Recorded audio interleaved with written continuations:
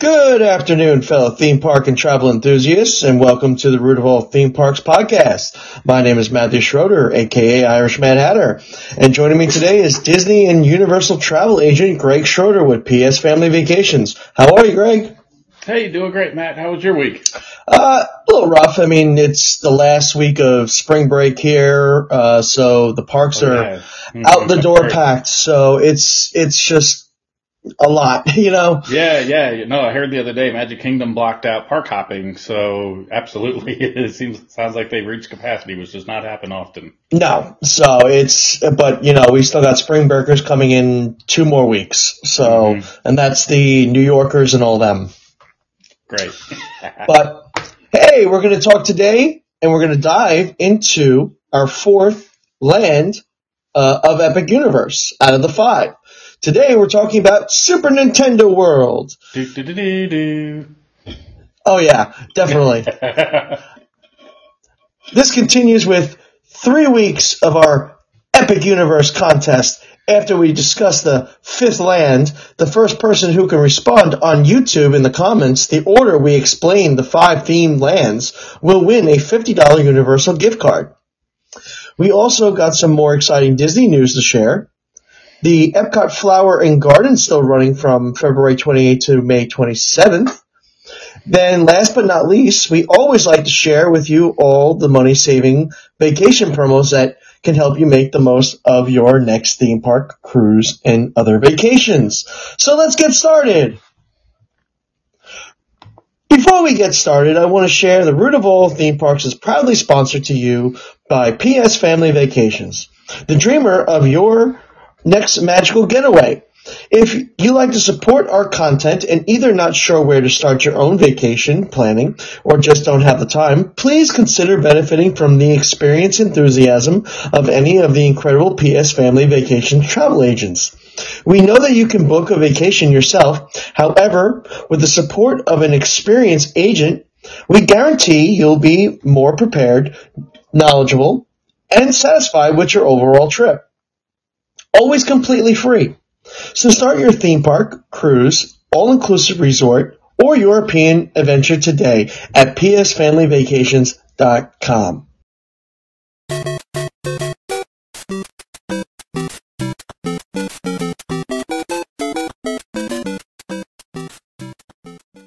Yes, we are talking about Super Nintendo World. Woohoo! This is exciting. Yes, so now we're getting into our generation. Well, yeah, we're getting into and this generation too, thankfully. Yes, thank you. I'm happy that Mario is still a big factor in today's generation. Yeah.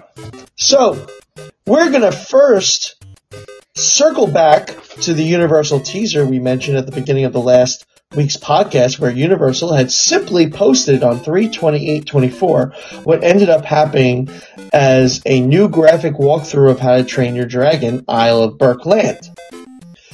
Especially, it illustrated everything we talked about last week, so I encourage you to listen to last week's podcast if you hadn't already, to walk you through that video in great detail. Now, the funny part about it is we actually wrote and recorded that episode before that date because we had no idea that it was going to be about that park. No, so worked out well, yeah. And it worked out well because we released that podcast the night before.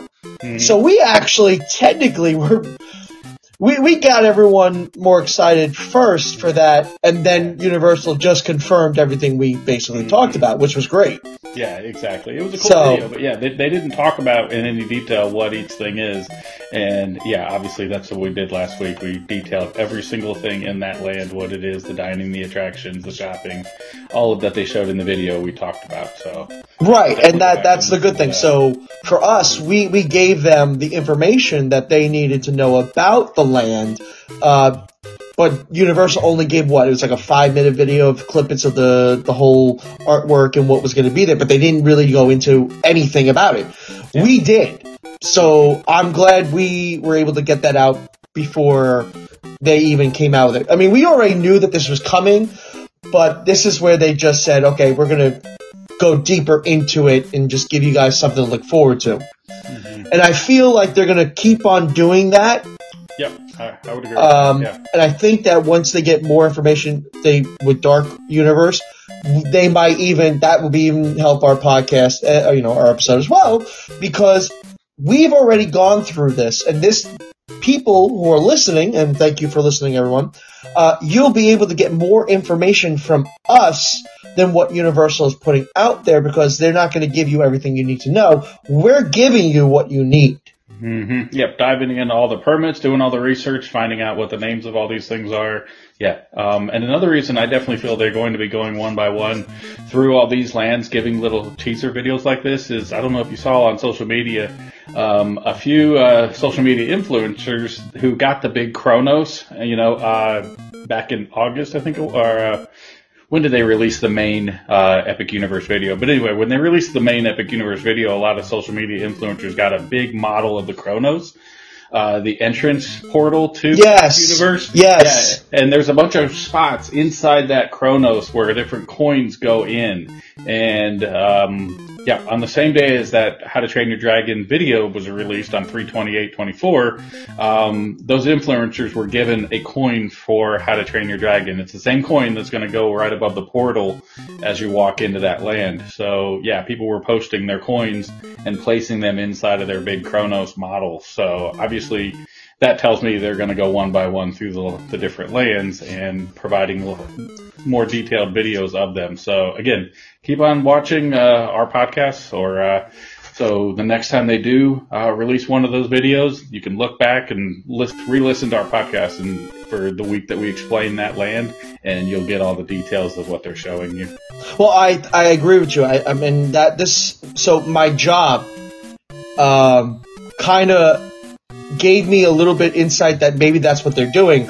So the next day we had it was like a team member a little small appreciation, and they were giving out mini buttons, collectible buttons that only the team members are going to get. So we're the only ones who are going to have these buttons. They had Celestial Park, and then they had the new one, which was the How to Train Your Dragon Isle of Berk button. I wore them on my uniform just so I didn't lose them. But they also gave out Epic Universe lanyards and it says team member on it. So we all got specific things for Epic Universe, and I think that they're going to go with more buttons for each land so that we're going to collect all of them. So I think that once they make an announcement of every single part of the lands, we're going to get a new button. Cool. Yeah, that's awesome. So, I'll send you the picture of what they look like after we were done recording. Mm-hmm. But yeah, and put that on your social media. Are you able to do that so our listeners can see what those buttons look like? Before I even send it out on social media, I want to get a confirmation that I can do that.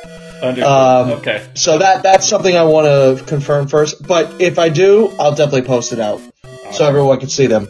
But we're moving on this week, and we're going to Super Nintendo World. Nice.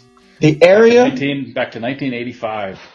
The area is a little bit bigger than Hollywood and Japan. The area is described first. The themed beacon over the land's entry portal will have a various Nintendo icon, like a superstar, fire flower, golden coin, with the famous catchphrase, "Here we go!" Yep. Universal representatives have expressed we'll be experiencing one of the most interactive, colorful worlds they've ever created. The land is expected to feature architecture straight out of the Super Nintendo Mario games, just as it does in Japan and Hollywood, which is 8.5 acres. To include both Super Mario and Donkey Kong areas, there is an adjacent 7-acre expansion plot between Super Mario World and the Dark Universe land. The plot could be used for an entirely new land of an expansion for Super Nintendo, which could be Zelda. Never know. Although we've heard rumors of that going over to IOA, so chances are that may be going there. But yeah, it could be another Nintendo property going next door, or it could be something totally different. We don't know. Now, we write a script that, Greg, that writes it, and it's wonderful. So, obviously, we all know you have seen the videos already over from Hollywood and from Japan. You've seen the videos. So, we're really not going to go into the describing of all the attractions. We're really just going to we'll touch on it, but we're really going to talk about the new ones that Japan and Hollywood does not have. Mm-hmm. So, the Mario World attraction has the Mario Kart Bowser's Challenge. I'm going to be honest with you, I've seen the videos, and it's definitely going to be it's probably going to be similar. Because why? I think it's a lift and shift. Yeah, it's the exact same as they built before. Right. It's just basically copy and paste. Boom, done. For me, I've watched the videos. I would have to write it for myself, and we're going to when we go to Hollywood this August. Yeah. The videos don't do it justice. At first, I'm watching this, I'm like, wow, it's kind of a letdown. But I've been hearing that it's a very good ride. It's a 3D special glasses you need, and you do spinning and a couple other things. But just watching the videos, it doesn't do it justice. From what I've heard from people, including my old roommate, it was amazing. It was something that you have to ride. You just can't go by what you see on video. Mm-hmm. I believe that. It's definitely a first-person experience to really understand how well the augmented reality does when you're riding along in the go-kart.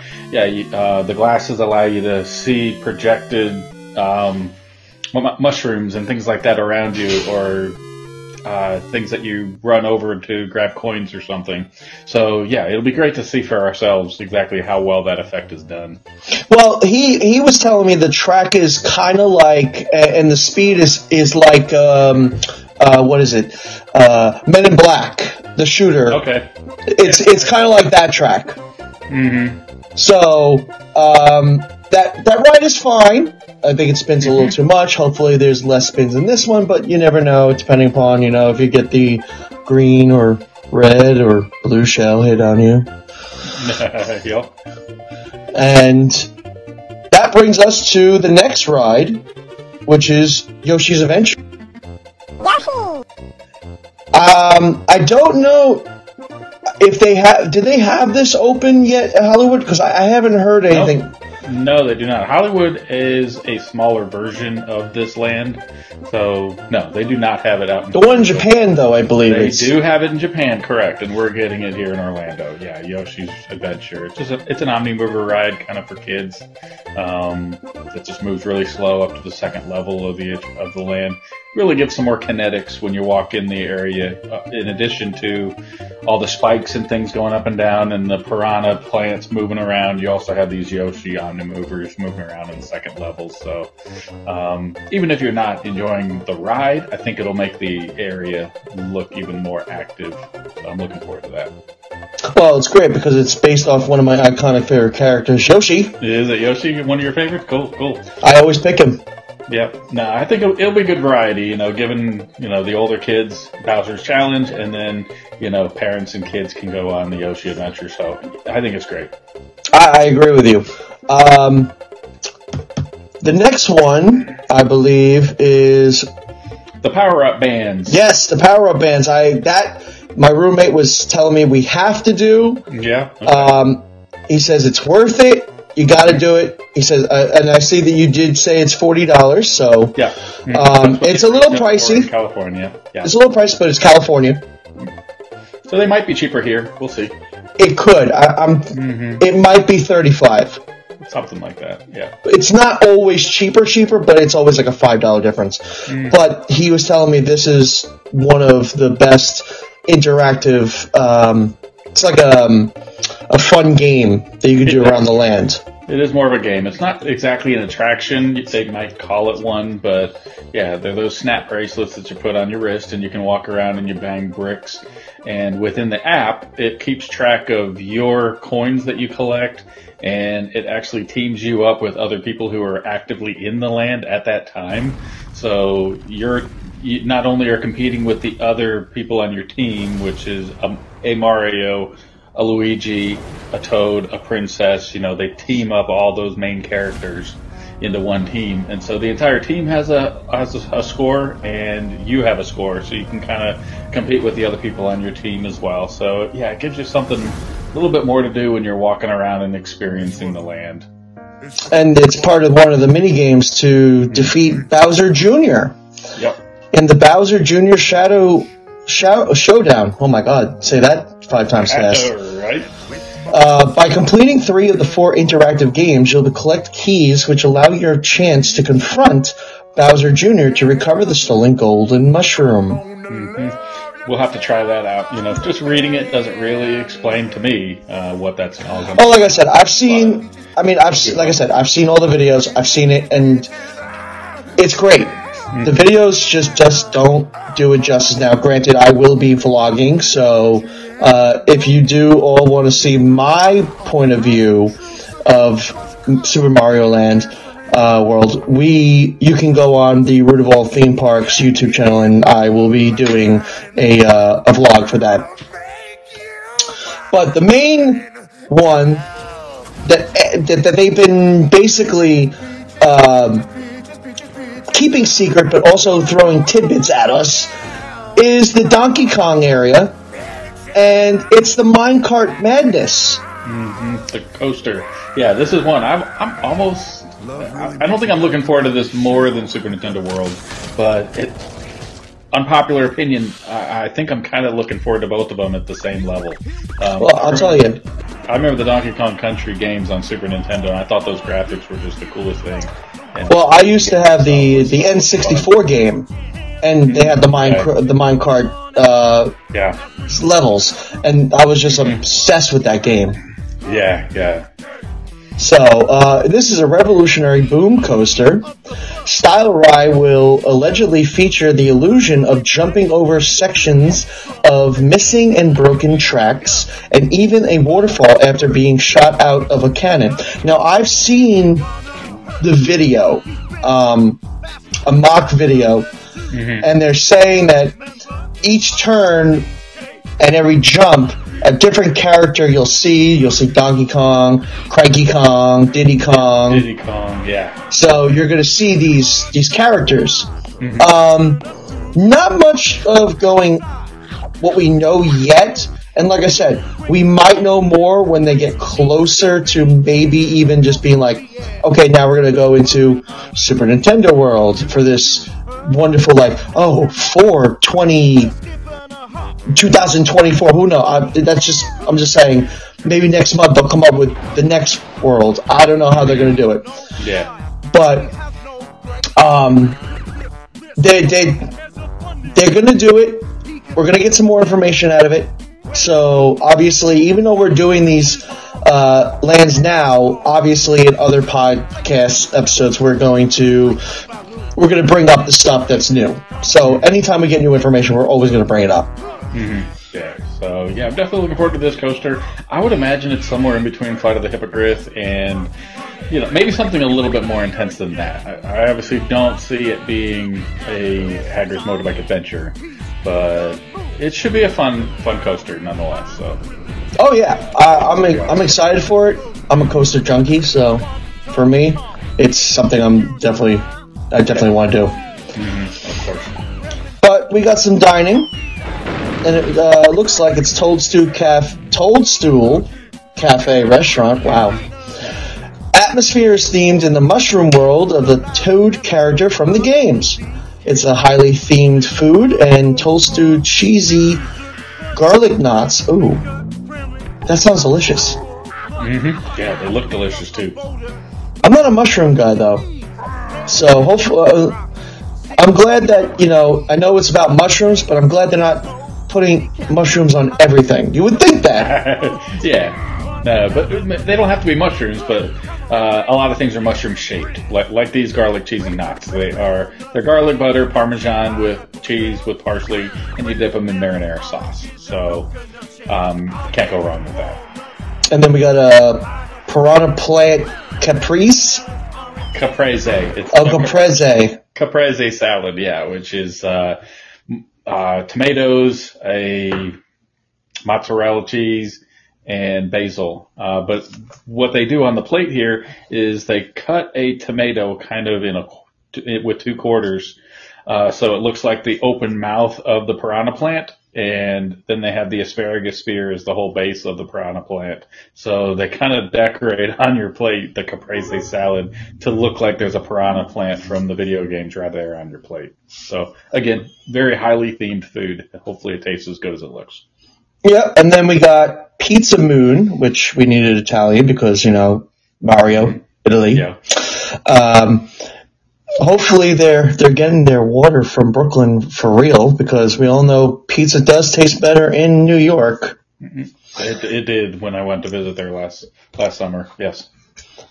Pizza restaurant attached to the exit store of the Super Nintendo World. Not sure yet if they will be more connected to Celestial Park or Nintendo World or both. We'll have to see. Because it's technically outside of Super Nintendo World. And it opens up to Celestial Park. So yeah, hopefully the inside of the restaurant is still themed to Nintendo. That's what I'm still hoping for. Now we have shopping. We do have the Nintendo Superstar store. It's an assortment of merchandise themed to Super Nintendo World. Now, I don't know if you heard or saw it, but at City Walk over at Universal, the rumor is now that Cinnabon is going to be closing, and Quiet Flight is going to be closing at the end of this month. I heard about this, yeah. Cinnabon is going to be turning into a butterbeer bar. Yep. And there's already one of them in New York, I guess. I should have stopped by when I was there. I didn't insisted. But yeah, that's moving in, so that should be fun. But the announcement of Quiet Flight, which is that surf shop thing, kind of like Ron John's over at Disney Springs. Yeah. They're going to turn it into Nintendo Store. I did not catch that. That's the rumor. To get everyone excited for Epic Universe to start selling Nintendo stuff. Which makes me believe the rumor that because they're going to put a Nintendo Store there and it's going to be a permanent stay, there might be some Nintendo coming over once Epic opens up. And when they come over and do some refixing over at the 2 other parks, I'm thinking there's going to be some Nintendo going into both sides, both islands and both Universal. And we've already got the announcement that we're thinking, well, not announcement, but we got the rumor of Zelda, but we also have the rumor that Pokemon is taking over The Simpsons. So Nintendo is going to be it's going to be Harry Potter and Nintendo. I see all in, yeah.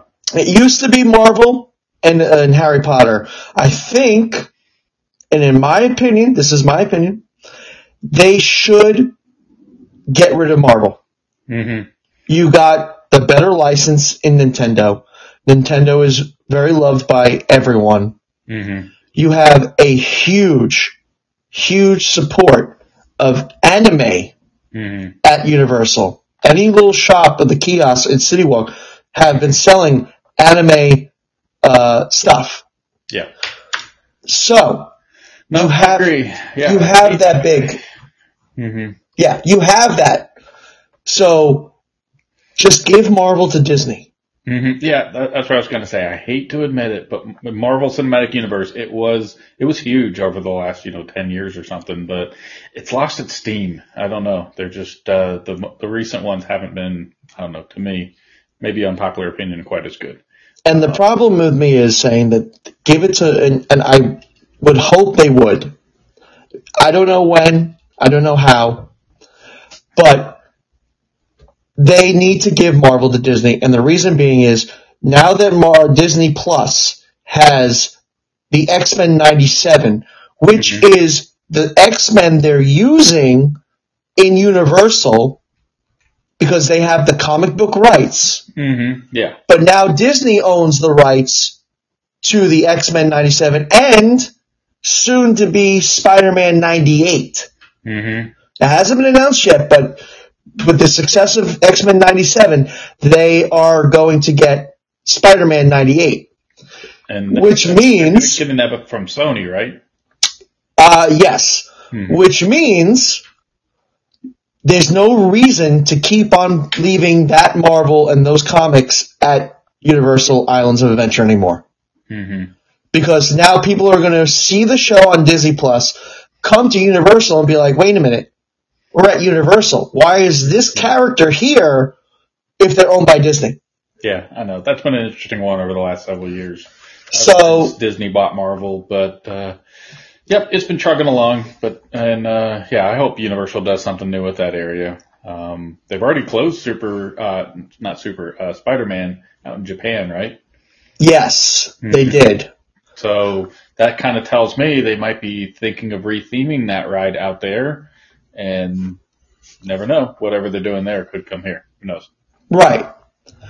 But we're off on our little tangent about that. But that's some future stuff that it's going to be a while before that even comes out to be. Of course, yeah. But they also have the meet and greets with Mario, Luigi, and Princess Peach to end your lovely day at Super Mario World.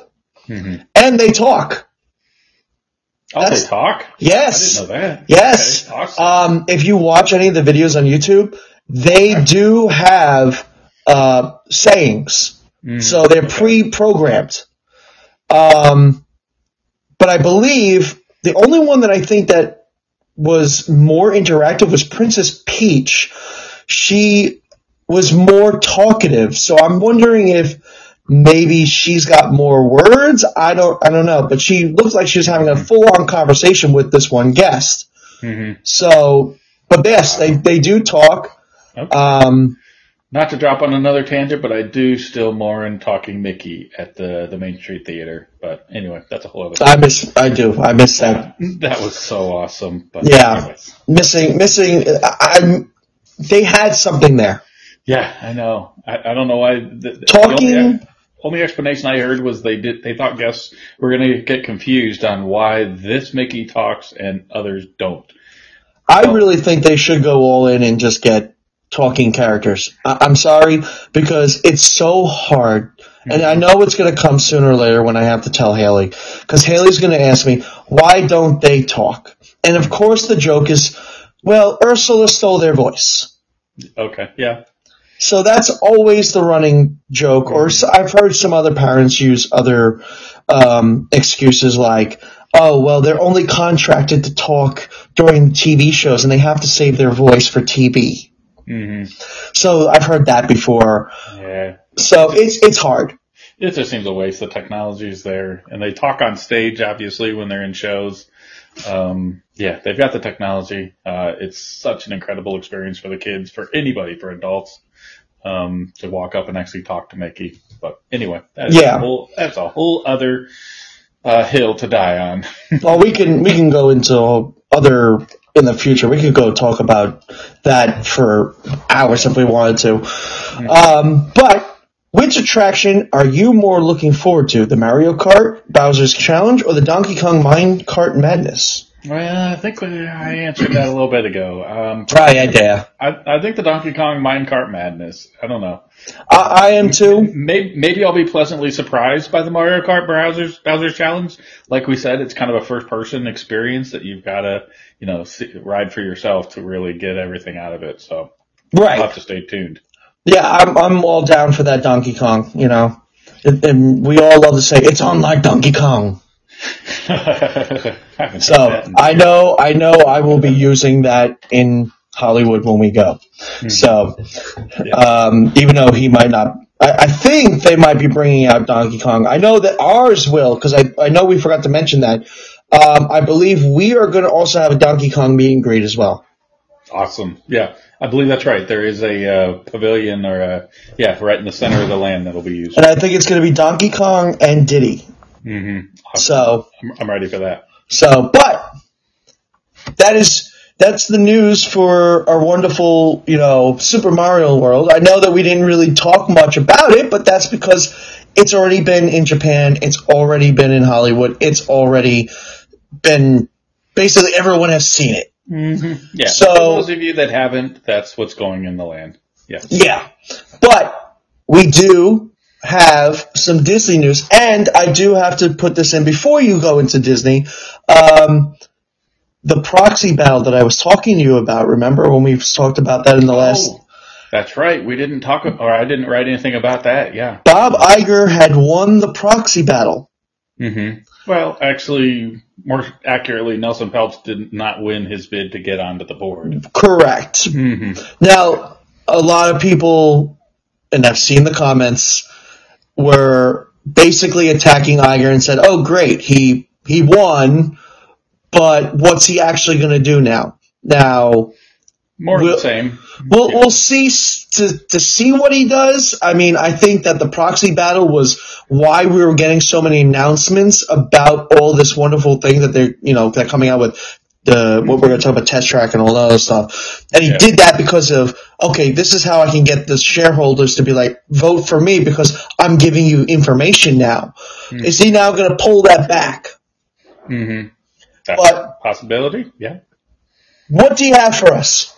Yeah, well, speaking of special hills that we're not going to die on today, but also related to encouraging Disney to release more information to us, was last week on March 27th, Disney finally did reach a settlement between DeSantis and his newly appointed board, the Central Florida Tourism. Really? I did not know board. this. You didn't? Yeah.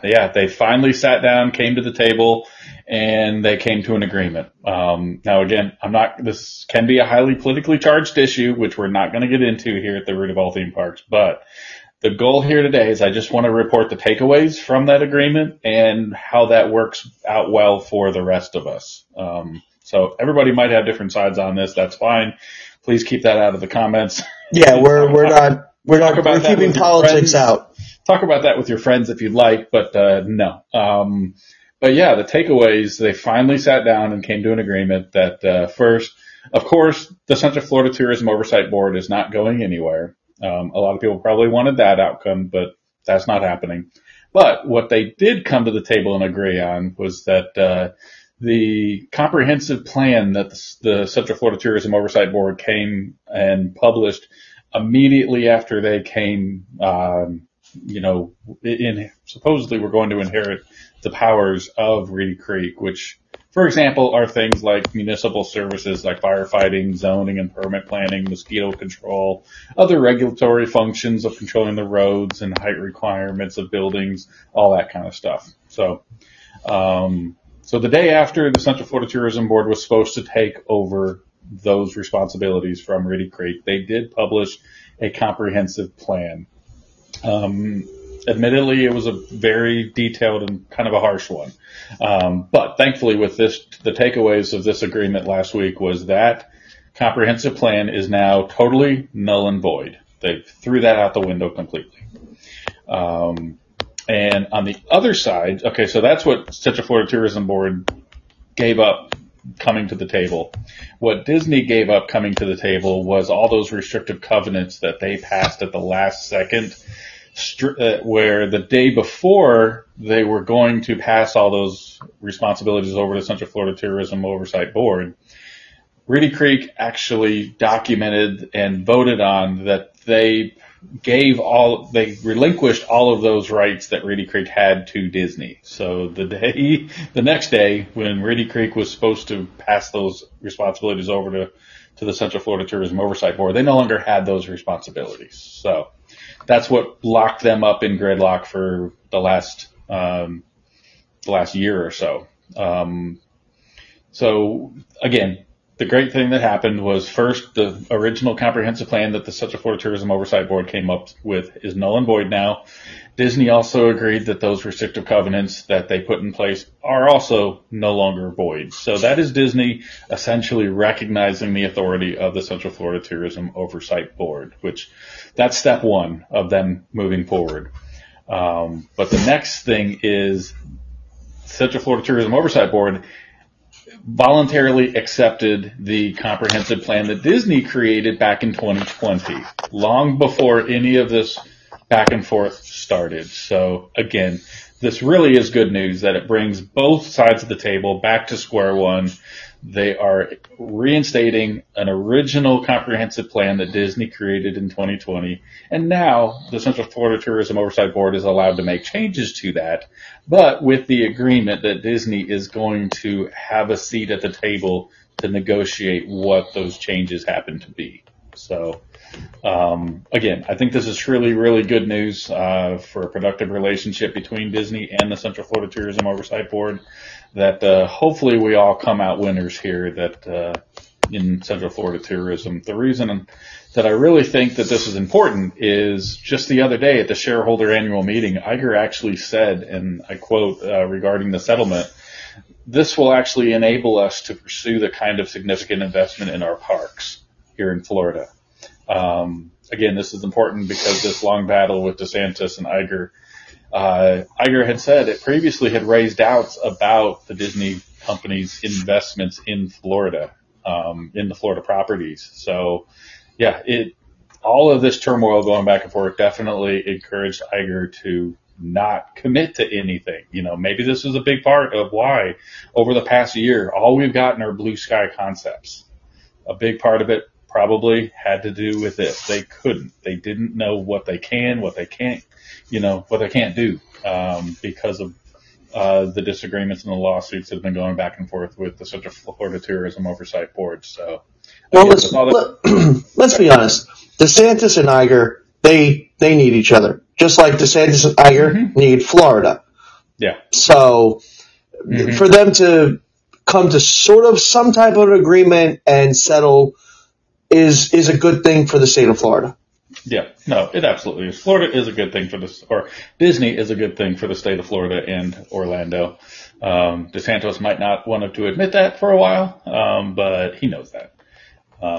So again, I think this is great. This is a win-win that we finally are back to a baseline where the two sides are getting along. Walt Disney World President Jeff Al also mentioned that this is a great stepping stone for them to have a long, prosperous relationship. So both him and Iger are optimistic about this. So hopefully that leads them into D23 in August, less gun shy about committing to large scale infrastructure projects.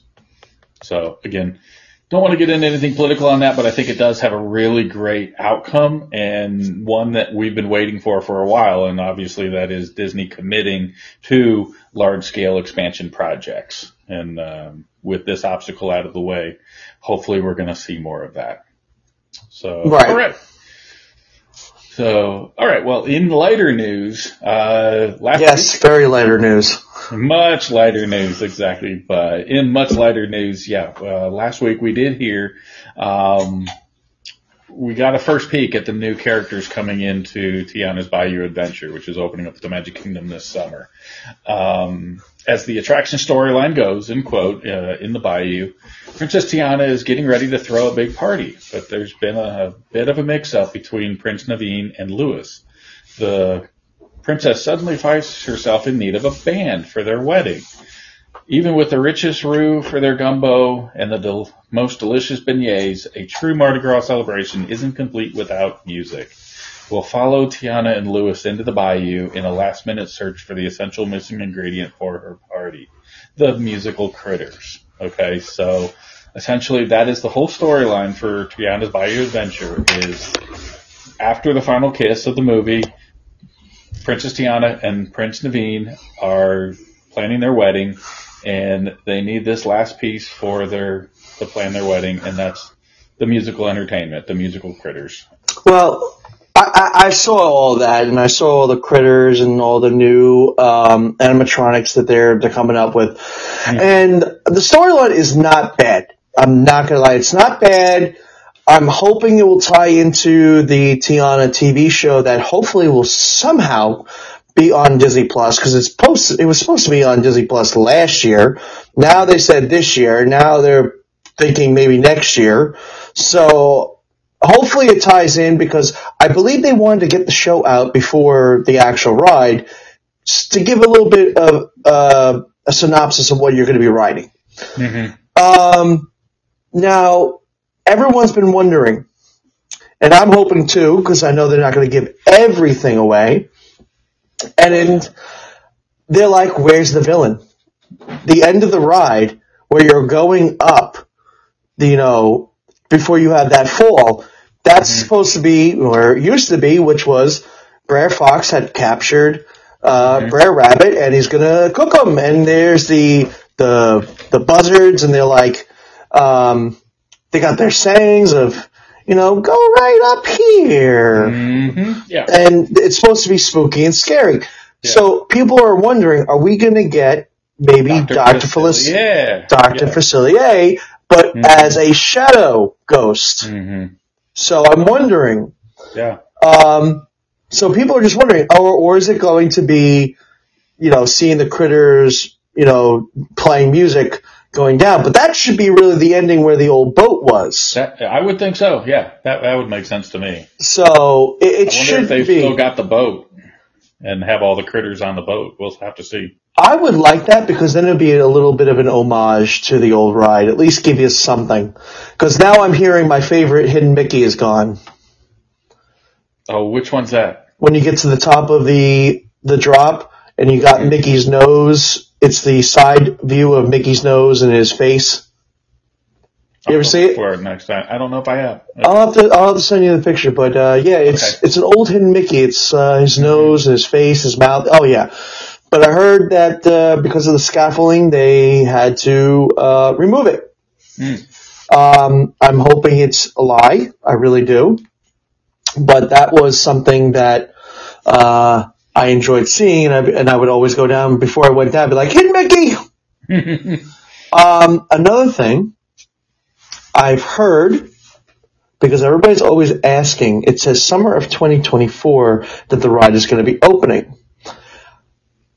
I'm not going to give out any names, but I was at work, and someone who's working on the ride came to Universal and saw this little girl in our line wearing Tiana, and he was talking with the family, and we were, making sure everyone's getting safe to the security.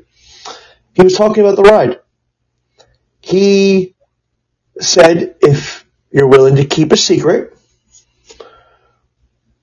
Now, like I said, I'm not going to say any names because I'm not going to get anybody fired.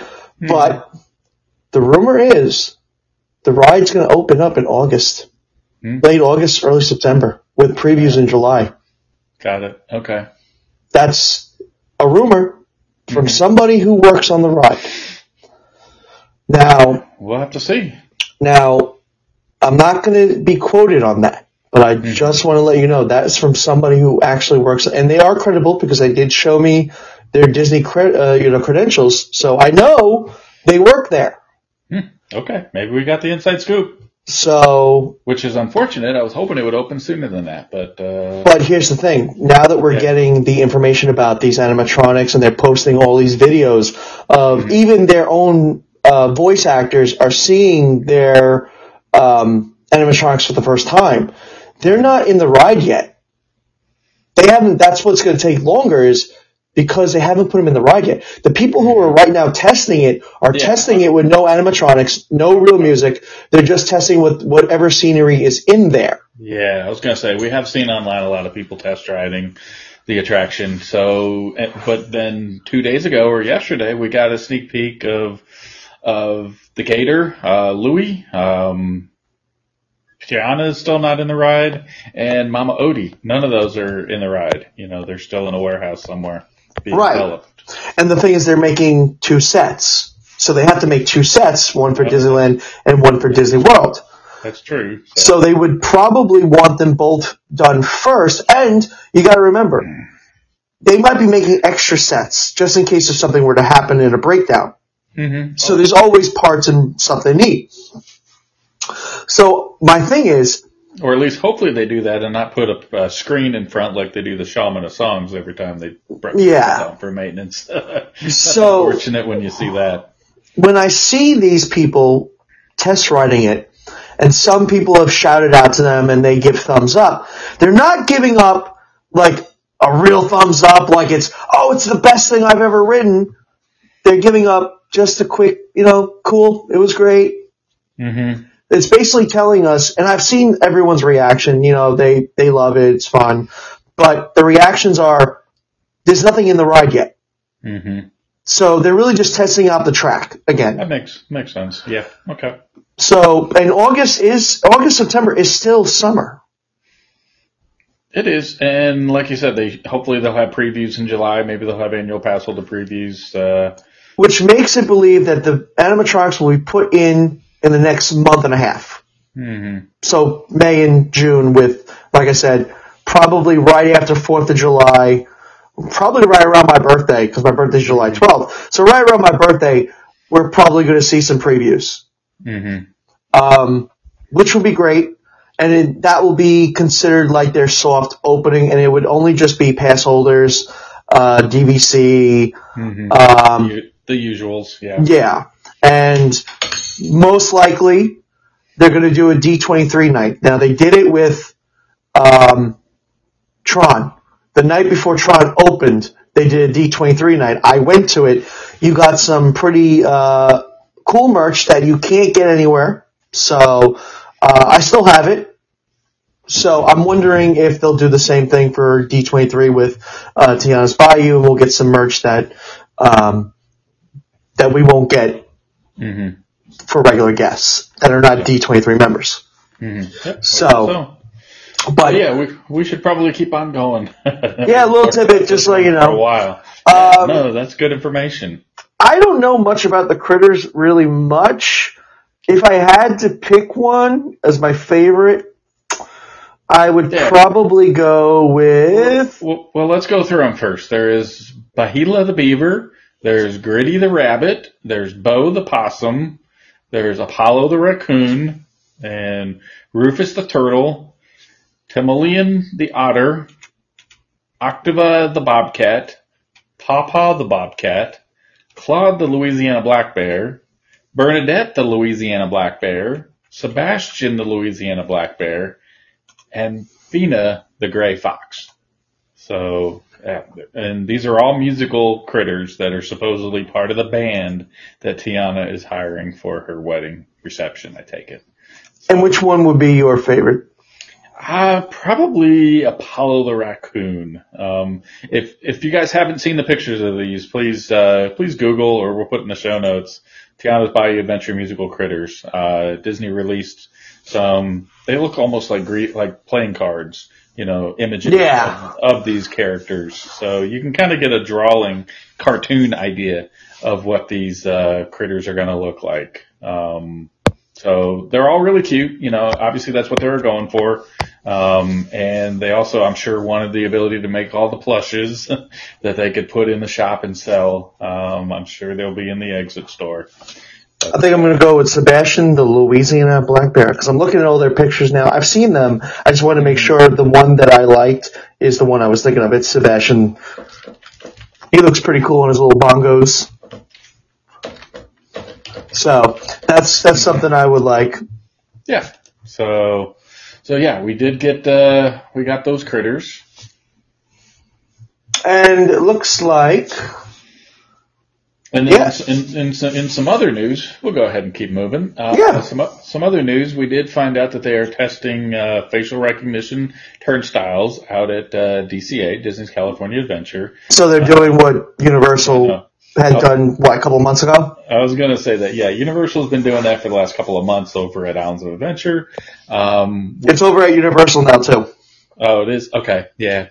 The big rumor for that is they're testing it out there. They'll probably continue to use it there, but Epic Universe potentially will be exclusively facial recognition. And I've still been hearing rumors that Celestial Park is going to be a free entry area. It's kind of like a Disney Springs. They're going to treat all those restaurants that are in Celestial Park as kind of a Disney or a City Walk, where it's free to enter into Celestial Park, but you have to pay to get into the lands. So, again, that would be cool. Complete rumor, but I'm sure this facial recognition will have something to do with that, but the only thing that makes me doubt that is we've seen graphics of the portals. The only way to make that work, to ensure that paid guests are the only ones that go into the portals, would be if they had turnstiles at each portal land. And none of the concept art shows that. So that's what makes me think that is probably not going to be the case. But again, a lot of people keep saying that. I mean, I agree with you. I don't think they would do turnstiles. It's just pretty tacky. Mm-hmm. Even if it was facial recognition, it would have to be a turnstile of some kind. You know, you've still got to, just like out of DCA, going back to that, you've got to scan either your Magic Band or your ticket first, and then there's a camera on a screen that just looks at your face, and if your photo matches the photo that's associated with that ticket, then it opens up the turnstile and just lets you in. So after you've registered your photo with your ticket, every other entry should be really easy. But yeah, I definitely just don't see them putting turnstiles in at every portal. So yeah. But here's a simple question: are you comfortable with Mickey Mouse having your picture now with a name and all other identifying information about you associated with your ticket? Yeah, because as you know, with your ticket, they've already got your name, your address, your birthday. You know, they got all that information, and now they're adding your photo to it. I don't know. Okay, I'm going to speak just for me, and this might be a simplistic view. I've got the same view on this that I do on having an Alexa in my house. I've got nothing to hide. I don't have anybody coming to find me.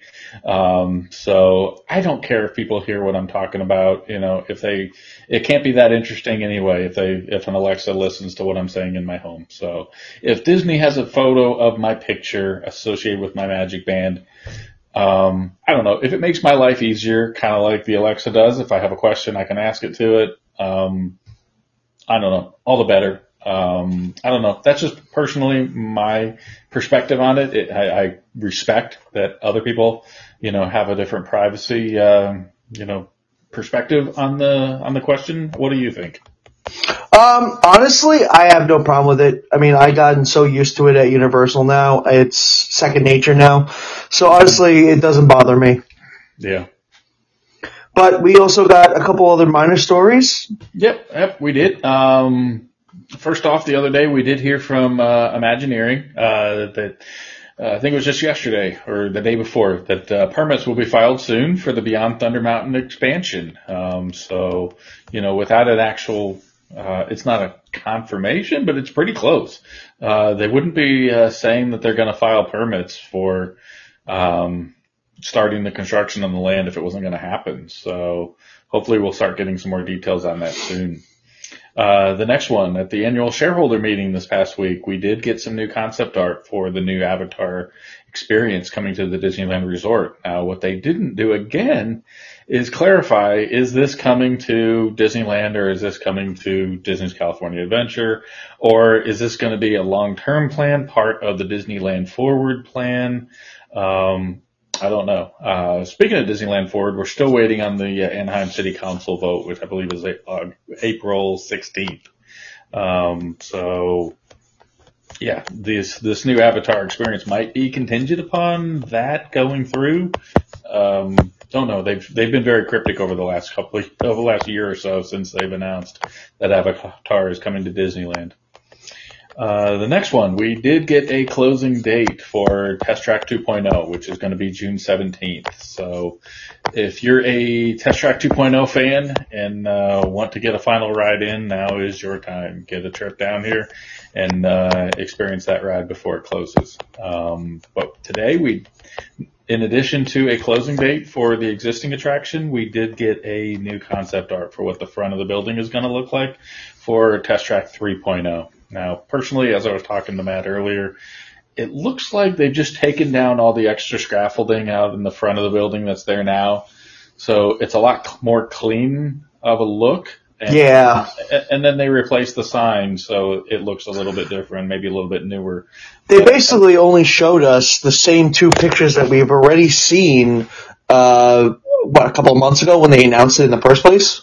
Well, they didn't. We had never seen the outside yet. That's new today. Oh, that one's new, but I meant the other picture they're using is they're rehashing the inside, what it's going to look like. Yeah, the inside photo is the same. But so on the outside, it doesn't look like they're upping this attraction at all. However, I'm sure they are on the inside. I'm sure they're getting rid of all the neon lights, or at least toning it down. I think that was a very big 90s, 2000 thing. All those neon lights. So if they could tone that down, I don't think that's a bad thing. Well, I feel like they're doing the wrong ride. I like 2.0. It's fine. I mean, it's a little bushy. I mean, a little, hurts a little bit after getting off it. Mm-hmm, but, sure. Okay, I can accept it through a Test Track 3.0. The one ride that needs the love and care is the Imagination Building. Correct, but that brings up an interesting topic.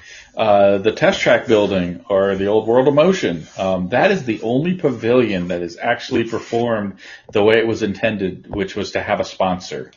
GM opened up the World of Motion years ago and morphed it into Test Track 1.0, and then Chevy took over and morphed it into 2.0 and now 3.0. The reason that attraction is getting so much love is because it's got a sponsor, and it has since the day it opened in 81. Right, because I believe Figment's ride does not have a sponsor. That's correct. It does not. I think it used to have Kodak, but no, it has not had a sponsor in a while, so Disney's got to foot the bill to refurbish anything that happens in there, and as you know, that slows things down. Anytime, we got to pay for our own stuff, sometimes it gets a more critical eye. So that's what's happening here. Again, I wish all the attractions still had sponsors, because that just kind of injects some capital into these attractions, and Disney is more welcome to, they'll still provide their Imagineers to help develop something as long as someone else is kind of putting the bill. And that's what's happening here at Test Track. I'm sure Chevy is putting some more money in to upgrade it so that people feel more relevant about Chevy. And so they go and ride the attraction. And as you know, in the exit area there, they still have a showcase of new cars in there. So Chevy's making money out of having that building sponsored by them. So they're keeping it updated. Next piece of news we did get from Disney. Which is my favorite. This is going to be my favorite one. Yeah. An Imagineer released on Instagram real short video, but it was of the Tropical Americas area that's replacing Dino Land over at Animal Kingdom. We didn't see too much, but they did kind of pan over a couple of the new facades for the attractions that are coming to that new area. First off, we did get to see, and they were kind of abstract facades, so they weren't really detailed, but it's just really cool to see that obviously they're going to that next level. This is not just blue sky. They're, starting to really design these things. So we saw the facade for the Indiana Jones overlay that's going over the main dinosaur attraction there. And again, we've talked about this. Indiana Jones has a similar ride system attraction over in Disneyland and Adventureland that I love.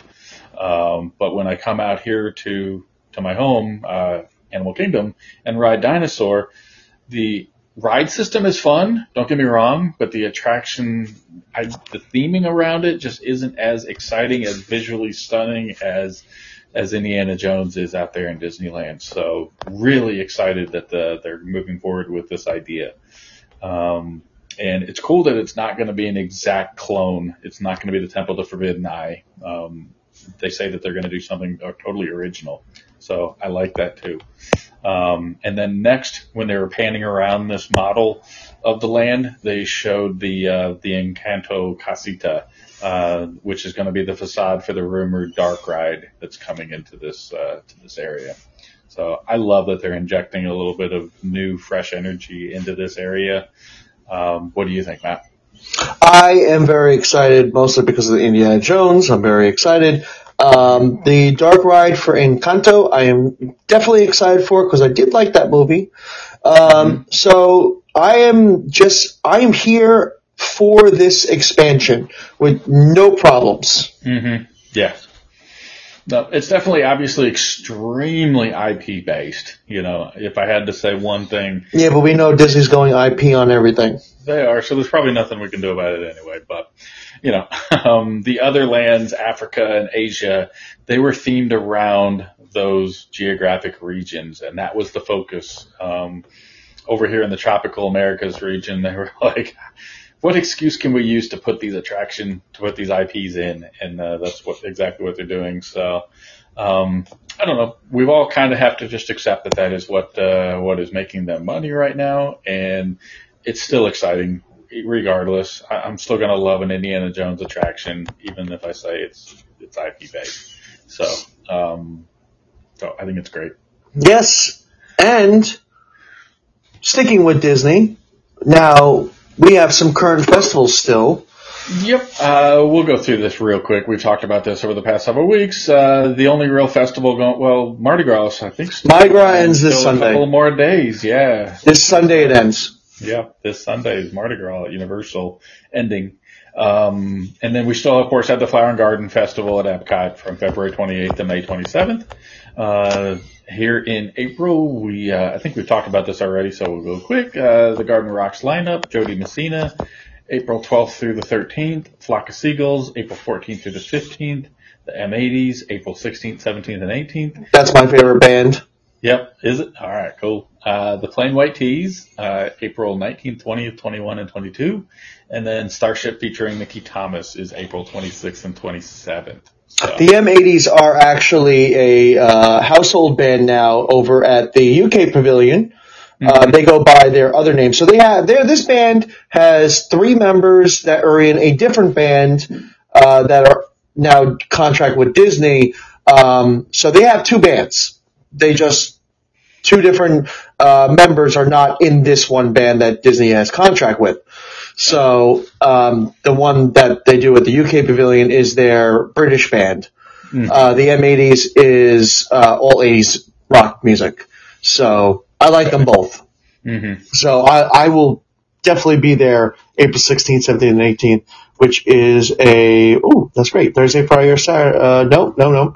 It is it's a Wednesday, Thursday, Friday, so I can go on a Wednesday. That's Wednesday, Thursday, Friday. I'll be out in Disneyland that week. Really looking forward to that. You're going to Disneyland that week? Yep, going with my travel agency. PS Family Vacations is taking a week out there as a fan trip. You get to go to Disneyland twice this year. How lucky are you? This summer, I know. Jeez. It's rough, right? Yeah, I know. Very thankful. All right, and moving on to more Disney dining news and reviews. Biggest thing that we did get recently, as of April 1st, the Mama Melrose restaurant at Disney Hollywood Studios did get 16 new menu items. Have you ever eaten out there? No, I have not. Okay. I haven't either, and I want to. I need to. Because of that fact that I have not eaten there yet, what I was able to find for all of our listeners was a summary of what WDWNT thought of some of the new menu items. Obviously there's 16.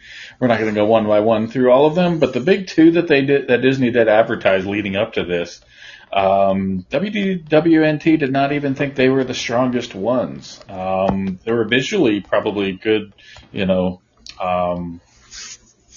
food, what's that word called? When they stage food to look really well, a food stylist. I don't remember the exact terminology. The photos that they did show of these 2 dishes they looked really good. The rigatoni bolognese, and also the braised pork uzubuco, which included creamy polenta, roasted canopi onions and sweet peppers, and a lemongrass melata. But anyway, both of those featured items that they announced leading up to this menu change, WDWNT only gave them 4 out of 7 on both of them. So that was interesting, I thought. But to give our listeners some good information, as a summary, WDWNT obviously tested all 16, and so I'm going to give you the appetizer, entree, pizza, and dessert that they like the best. So when you go out there, these are the ones that we recommend that you at least give a try before any others. The best appetizer they found was the tomato bruschetta. It was $14. They gave it a 6 out of 7. The best entree, all of these are new items. The best new entree was the chef's selection of fresh fish. When they were there, it happened to have been grouper for $33, and that they gave a 7 out of 7 on that one. The best new pizza they chose was the prosciutto and honey pizza for $22. Now these were larger pizzas. Like, I don't know, you'd think of a medium pizza when you go to like Pizza Hut or something. So maybe a 10-inch or something like that. Or a 12-inch. So that was a 7 out of 7, they thought. And then the best dessert was the Pastacati cream tart, which was a homemade tart with pastry cream and frangipane dusted with powdered sugar, served on a Amarena cherry compote. The desserts they didn't love, but this is the highest rated one, which was a 5 out of 7. So again, if you're going out to the Mama Melrose, you want to try the tomato bruschetta, you want to try the fresh fish. For the pizza, you want to try the prosciutto and honey, and for the dessert, you want to try the cream tart. So, and sounds delicious. Yeah, it does. So I need to get a reservation out there. Stat. Now you make me want to have dinner even more after this podcast. I know, right? All right. Well, then the only other thing to bring up, I think we mentioned last week we did, I was able to get a breakfast reservation on opening day for the 1900 Park Fair next Wednesday. So I've got the day off work. Matt and I are going to be there. We're going to go check out the 1900 Park Fair on opening day. So we'll have our Well, yes, I will be there for breakfast with you, but I don't know if you're still going to do dinner on the same night. I don't know. Probably not. I think I'll just do breakfast and we'll try dinner another night, but. Yeah, cause I just realized, it's 54, I think we said, plus the 18%. I think it was like $75 that I said that after I did our math for the two of us, 75 each. Then you got to think about the $66 for dinner. So you're looking at almost $200 in one day for just, food at one restaurant. Yeah, and this restaurant is mainly known, at least traditionally, for their breakfast, for their character encounters, so I thought that's probably the better one to have. And to be able to see Tiana in her new outfit, that's the best thing, because we'll be the first group to do it. Mm-hmm. Yep, exactly. And to go back on that pricing information, in case anyone's interested, breakfast will be $54 for adults and $34 for children 3 to 9. And dinner will be $66 for adults and $41 for children. With the 18%, remember, we gotta let them know it is included. Most people don't know this, and I didn't realize it until a couple of years ago that the 18% is the tip that's included already, and you could just add extra tip if you want to. Mm-hmm. I had no idea. I'm going to be honest with you. Yeah, so just let you know about that. Yeah, with character dining, occasionally you will see a gratuity automatically added. So be very careful to not overlook that and add more tip if that's not what your intentions were. Right. So just a heads up. Don't be like me. So, all right, then moving on to some promos. We got some promos. Let's go. Yep. New one that was released this week, an exciting one. We haven't seen, it's a free Disney dining plan. We haven't seen this for a couple of months, since it was released again. This one is specifically for Chase Disney Visa card holders. So you do have to have that credit card in order to be eligible for this promotion. And I assume probably use your Chase Disney Visa to, purchase your vacation package. But yeah, beginning on April 9th, Disney Visa cardholders can get a free dining plan for select arrival dates in July, September, and December. To be eligible for this, you must book a non-discounted 4-night, 4-day, or longer vacation package with the Park Hopper option. So yeah, the Disney dining plan is a several $100 add-on already, for each person. So this is a great deal. Anytime you see free dining given away, if you qualify for it, it's definitely a great opportunity you want to step onto. What the dining plan is for every night of your trip, you're given the full service dining plan gives you 1 counter service, 1 table service, 1 snack. for every night of your stay. And you also get a resort refillable mug. Now, there's also the counter service dining plan, which gives you 2 counter service meals a day plus a snack for every night of your trip. So, yeah, if you do the math, think of how much you'd spend anyway on, a counter service, a table service restaurant for everybody in your party for every night you're there. You're going to save a significant amount if you can take advantage of these free dining offers. So when they come up, which is not that often, snag it. Moving on, the next one that just came out recently, Universal Orlando Resort came out with a 30% off 3-park 5-night vacation package, Sunday through Thursdays only. And this is available April 11th, 2024 through March 6th, 2025. And there are some blackout dates to keep in mind with this, which are November 27th through 30th of 2024 and December 19th through January 4th, 2025. So not unexpected Thanksgiving and Christmas time. Just want to remind everybody, this by far, as we said before, is never going to be a comprehensive list of all the current promotions that I have available to myself to save you money on your next Disney or Universal or cruise or European vacation, or all-inclusive sandals, beaches, resort, anything like that. We don't have enough time to list them all. So the best way for our listeners to learn what offers would work out best for them based upon their party size, their dates that they're traveling, and things like that is to please just reach out to me, Greg at psfamilyvacations.com, or call me anytime, 407-545-6836, allowing me to learn about those specific needs that you have so I can tailor your trip and maximize those available savings for you. So. Well, I'm glad that we still have some good promos. I think that's going to be wonderful for some people, and I hope you all jump on those. Yep, free Disney or free dining again. That's an exciting one. So that is definitely exciting. I do it for the free food. Absolutely. So.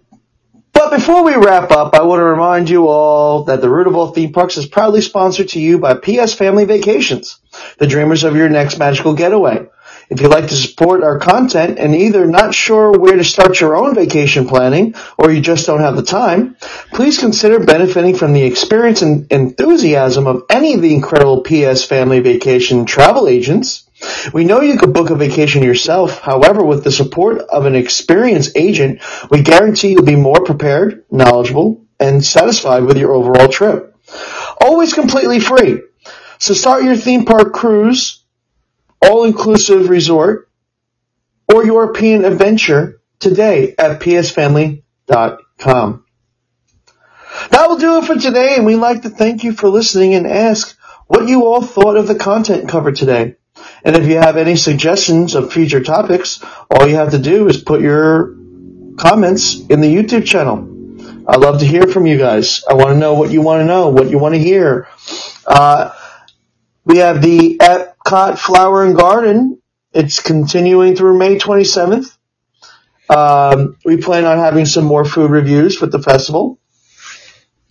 And we want to say thanks again, and don't forget, the next few weeks we're running Epic Universe giveaway related to this over the next 5 weeks. We are now on episode 4. Yep, so we got one more to go. We got one more. Mm-hmm. So I think they'll know what we're going to do next week, but I don't think we need to say. They'll have to. I'm pretty sure. I think this wonderful music that I'm about to play will that'll give them a hint. That will give them a hint. Here, let's give them a hint. See, now you all figured it out, didn't you? So please subscribe and tune in next week. You can subscribe at the YouTube channel, The Root of All Theme Parks. You can also listen to us on Spotify or on Podbean. There's other locations that I'm still trying to get. I'm trying to get us on Apple. I'm still trying to get us on a couple other sites. But you can reach me at my TikTok until it's open. We know that TikTok might be gone. So if you are following me on TikTok, please please subscribe to the YouTube channel because this will be the only way you're going to be able to get my clippets.